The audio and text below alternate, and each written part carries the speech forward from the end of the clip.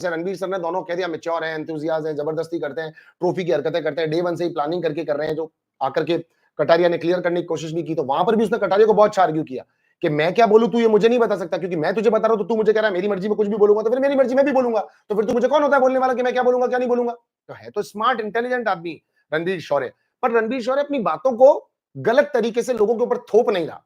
मेरा ये रास्ता है, मैं इस गली से रोज जाता हूं, इस गली के बीच में जो भी आएगा मैं उसको, भैया अगर वो मेरे को इस गली में से अगर मैं जा रहा हूं और मुझे कोई रोक टोक करेगा तो मैं उसको नहीं छोड़ूंगा। अदरवाइज तुम्हारा जो करना है करो यार, घर सबको मिला है।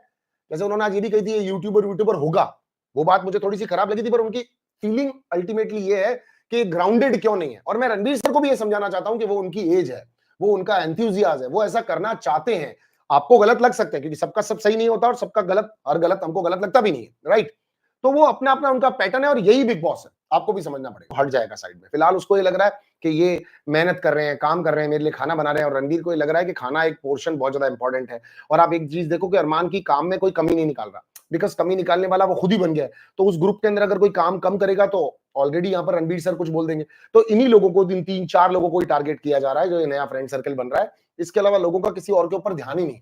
तो आप ये मत सोचो, रणवीर को भी स्टोरी के बारे में पता नहीं। जब रणवीर को स्टोरी लाइन पता चल जाएगी कि किस तरह से अरमान खेल रहा है, क्या अरमान कर रहा है, तो वो उसको टोकेंगे। जैसे आज आपने देखा होगा विशाल और उसके बीच में झगड़ा हुआ, विशाल को जा जाके चला चला के वो छेड़ रहा था और कह रहा था चाट चाट चमचे, तू चाट, तेरी औकात इतनी ही है, राइट, बेटे तेरा बाप हूं, है ना, देखो साड़ी पहनाऊंगा, तू शिवानी है। तो इन सब चीजों को सुनकर के रणवीर ने एकदम से बीच में स्टेप लेकर के क्या बोला, बोला ये क्या चल रहा है, क्या कर रहे हो ये सब कुछ, तुम जबरदस्ती जा जाके उनसे लड़ क्यों रहे हो, मैं इस चीज में बिल्कुल साथ नहीं आता, अंदर चलो या फिर अपन नहीं बैठेंगे साथ में। और जाकर अकेले में भी उसको ये समझाया। आपको बिग बॉस ने इसीलिए ये चीज दिखाई कि जब नॉमिनेशंस की बात थी, नॉमिनेशंस में खत्म हो गई, तू जाकर के चिपक क्यों रहा है, कूद क्यों रहा है उसके अंदर।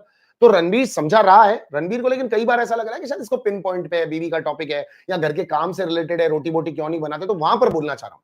एक और चीज भी देखी होगी ना, जैसे कि साई ने कह दिया था डिप्लोमेटिक क्यों हो रहे हो, क्योंकि डिप्लोमेटिक थोड़ी देर पहले फूड के ऊपर रणवीर सर ने कह दिया था। तो रणवीर सर फटाक से नाराज हुए और पलट के बोले देखो डिप्लोमेटिक फालतू की बातें मत करो, मुझे चला चला के इन चीजों से कंटेंट नहीं देना जिसको तुम कंटेंट बनाने की कोशिश कर रहे हो। अगर कोई नहीं काम करेगा तो मैं अपने आप बीच में कूदूंगा, लेकिन मैं फालतू बातों के ऊपर झगड़ा नहीं करूंगा।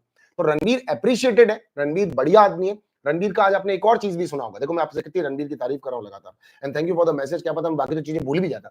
तो रणवीर को आपने ये भी देखा होगा कि उसने कहा मैं 4 ड्रेसेस लेकर के घर में क्यों आया, बिकॉज़ मैं यहाँ पर वॉक करने के लिए नहीं आया था रैंप में कि 3 पीस सूट पहन करके स्टाइल से मैं वॉक कर रहा हूँ जैसे बाकी के सब लोग तैयार होकर के घूम रहे हैं।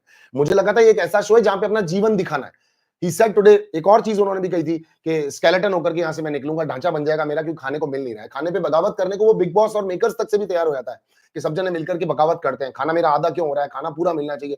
तो देखो अमूमन जिंदगी के अंदर अगर आपको खाना नहीं मिल रहा होता है पूरा, या कोई चीज अवेलेबल नहीं होती है, उसके ऊपर आप भी ड्रामा करते हैं, लड़ते हैं, घर वालों से परेशान होते हैं, आप चीजों को अपनी सामने रखते हैं। तो Ranveer is doing reality in the house. और उनको जो सेम टाइम प्रॉब्लम कटारिया से या विशाल से हो रही है, तो उनकी उनके एंथुजियाज्म को देख करके कि 3 लोग बगीचे में बैठ करके लगातार किसी की मस्ती कर रहे हैं, किसी की उड़ा रहे हैं, आते जाते वाले लोगों को कमेंट्स कर रहे हैं, उल्टा बोल रहे हैं, सही बोल रहे हैं, लड़ रहे हैं कि हमको कोई रोक नहीं सकता, हम करेंगे, हल्ला बोल। उनको मकबूल भी पसंद नहीं है क्योंकि मकबूल भी बहुत बार्गेनिंग करती है, सामने बोलती है, कंटिन्यूअसली बोलती है।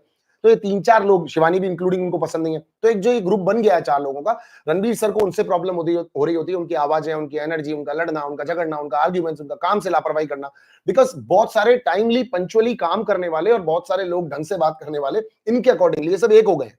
और यहाँ पर ये 4 लोग अलग हो गए।